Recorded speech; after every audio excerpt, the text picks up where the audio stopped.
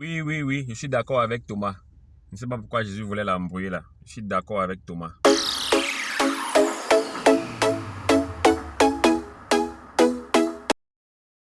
Alors, pourquoi est-ce que je suis d'accord avec Thomas? En plus de sa réputation de traître, Thomas est aussi connu pour celui qui veut voir avant de croire. Alors, je vous invite à voir et à croire. Amenez vos enfants à être des Thomas. Amenez vos enfants à voir loin, à voir grand. Il n'y a pas de pouvoir plus grand que la visualisation. Il n'y a pas de pouvoir magique plus grand que la visualisation. Imaginez-vous un endroit Y, voyez tout votre corps, votre esprit à cet endroit-là et rendez-vous à cet endroit-là. Tous les matins, quand on prend sa voiture ou quand on prend son taxi pour aller au boulot, c'est bien parce qu'on se voit au boulot dans 1 heure de temps, dans 30 minutes. C'est ça la visualisation. Et je vous assure, dans la vie, il y a plein d'exemples de visualisation et de réalisation puissantes liées à la visualisation. OK? Par exemple, un enfant qui ne se voit pas à l'université aura du mal à terminer son cursus secondaire. Par contre, un enfant qui se voit dans une très bonne université ou dans une grande école et qui sait ce qu'il faut pour y arriver, fera certainement les efforts qu'il faut. C'est QFD, ce qu'il fallait démontrer. Je peux même arrêter la vidéo là, que vous aurez compris où je vous amène. Mais je vais continuer, je vais aller plus loin. Il y a 2 ans, j'ai offert des cours d'informatique à distance à mes enfants. Et à la fin des cours, on leur a demandé un exercice très intéressant. Big up à la startup Licalo, Likalo. Vous pouvez taper sur Google Likalo. C'est la startup qui faisait et qui fait encore ces cours d'informatique-là, qui donne ces cours d'informatique-là aux enfants. Alors, l'équipe de Licalo a demandé un truc très intéressant à mes enfants. Ils leur ont demandé de faire un slide PowerPoint pour montrer ce que serait leur année scolaire. Pour voir, pour visualiser leur année scolaire, en réalité. C'était un exercice de visualisation. Donc, sur un PowerPoint, les enfants mettaient des photos, écrivaient des petits mots pour dire comment sera leur année scolaire. Ils ont imprimé ça et ils l'ont affiché dans leur chambre. Donc, l'enfant, chaque fois qu'il passe, relit ces mots-là, revoit ces images-là, et ça lui rappelle le chemin, ça lui rappelle la destination, ça lui rappelle la vision. Voilà un exercice puissant de visualisation. Eh bien, je vous invite à faire pareil. Demandez à votre enfant de concevoir un slide PowerPoint où il décrit comment sera son année scolaire. Même si votre enfant n'est pas bon en informatique, demandez-lui de prendre un papier vierge, de faire des dessins dessus, d'écrire des mots dessus pour dire comment sera son année scolaire. OK?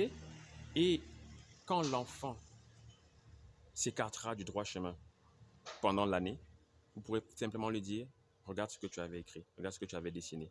Ce que tu fais là ne correspond pas aux attitudes que tu voulais développer, ne correspond pas à ce que tu voulais faire, ne correspond pas à ce que tu voulais être. Et l'enfant va revenir dans sa vision et évoluer. Donc c'est un exercice très intéressant en termes de visualisation. Mais je parle beaucoup d'enfants là. Parlons de vous, parlons de moi, de nous qui voulons faire grandir nos carrières. La visualisation est un outil puissant à appliquer nous-mêmes. Attendez, tu ne peux pas apprendre la magie si toi-même tu n'es pas un magicien. Tu vas apprendre la magie à ton enfant si toi-même tu ne pratiques pas la magie. Pratiquez la magie, ok? Ayez une vision de vous à moyen, court et long terme. Une vision de vous en entreprise. Ayez des objectifs professionnels. Voyez-vous dans 1 an, 2 ans, 3 ans, 4 ans, 5 ans. Ok? Élevez-vous tous les jours avec cette vision de votre carrière. Et il faut y croire. Il faut vraiment y croire. Et je vous assure, quand vous croyez tellement en quelque chose, vous dégagez un aura. Vous dégagez quelque chose. Vous dégagez quelque chose qui touche les autres. Et quelque part, via ces gens-là, vous attirez vers vous des opportunités. Honnêtement, je vais vous prendre 2 exemples. Le premier exemple sur moi. J'ai commencé ma carrière dans les télécoms. Dans les télécoms, on a aujourd'hui on va dire, deux grands mondes. Les télécoms purs, traditionnels, voix, Internet, mais également mobile money. Le mobile money. Quand le mobile money a commencé dans la boîte où j'étais Orange à l'époque, j'ai fait des recherches dessus. J'ai trouvé ça très intéressant. C'était pour moi génial. Honnêtement, les télécoms, ça me plaisait parce que voilà, je sentais bien que ça aidait les gens, mais c'était quelque part devenu classique. Ok, je ressentais bien à travers le mobile money que s'il y avait un ensemble de choses qui pouvaient aider l'Afrique à se développer, le mobile money en faisait clairement partie. Et je voulais faire partie de cette affaire-là. Donc, quand on a lancé le mobile money, Orange Money à l'occurrence, dans la boîte où j'étais, je m'intéressais beaucoup à ce que l'équipe projet faisait. Chaque fois qu'ils avaient une réunion, une conférence, des sensibilisations à faire sur ce produit-là, j'y allais. Je faisais des propositions. Vraiment, j'étais intéressé. Mais je n'ai pas eu d'opportunité. Voilà, j'avais des opportunités dans le marketing que je pratiquais, dans les télécoms.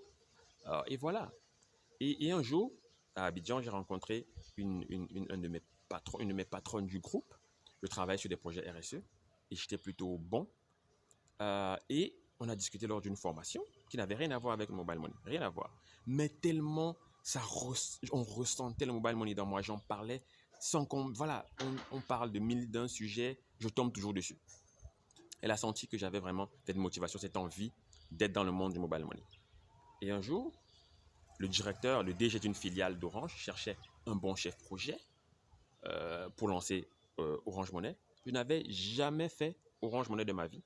Elle m'a recommandé pour ce poste parce qu'elle savait que j'étais un bon chef projet. On m'a mis en contact avec le DG. J'ai passé mes entretiens et on m'a pris.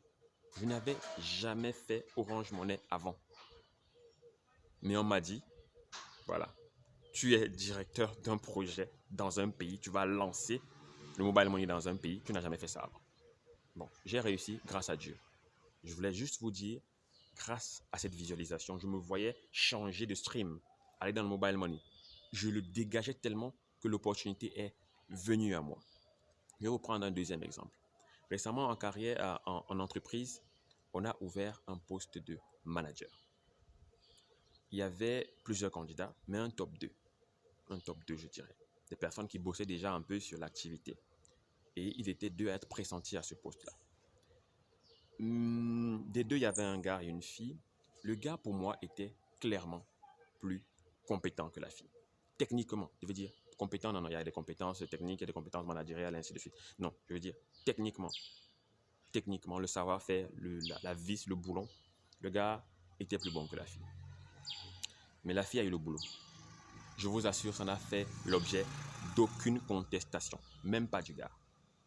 La fille dégageait cette envie d'être manager, cette envie de l'idée. Elle prenait régulièrement des initiatives. Elle était toujours la première à répondre présente quand on avait besoin de sollicitations, quand on avait besoin d'extra mile, d'extra work. Elle le dégageait et elle n'hésitait pas à le dire, à donner ses objectifs. Je vais être manager, à prendre des conseils, des feedbacks, qu'est-ce que je peux faire pour m'améliorer. Elle dégageait cette envie d'être leader, de l'idée. Et quand l'opportunité s'est présentée, je vous assure, même si ça n'avait rien à voir avec l'unité dans laquelle elle travaillait, mais que c'était un autre domaine du marketing, on lui aurait dit, va être manager, va là-bas. Elle le ressentait. C'était naturel pour nous, pour tout le monde, de mettre cette fille à ce poste-là. C'est naturel. Donc, la visualisation, quand on y croit vraiment, a quelque chose de puissant qui attire vers nous les opportunités, mais également qui nous fait bosser, qui nous fait faire ce qu'il y a à faire pour y arriver. Voilà. Donc, c'est un thème très intéressant. Je préfère faire des vidéos courtes, ok? Si vous voulez en savoir plus sur la visualisation, faites des recherches, tapez juste le mot visualisation sur Google. Vous allez avoir une panoplie de liens, de ressources, de contenus. Pratiquez vous-même la visualisation. Ayez ce pouvoir magique et transmettez-le à vos enfants. Voilà. Qu'est-ce que vous en pensez? Est-ce que c'est intéressant? Est-ce que vous avez d'autres conseils à partager? Je vous attends dans les commentaires. Si tout ça vous intéresse, abonnez-vous et vous recevrez des contenus encore plus intéressants dans les jours, les semaines, les mois, les années qui viennent. Abonnez-vous, partagez un maximum les vidéos. Commentons dans la paix, la bonne humeur. Ciao!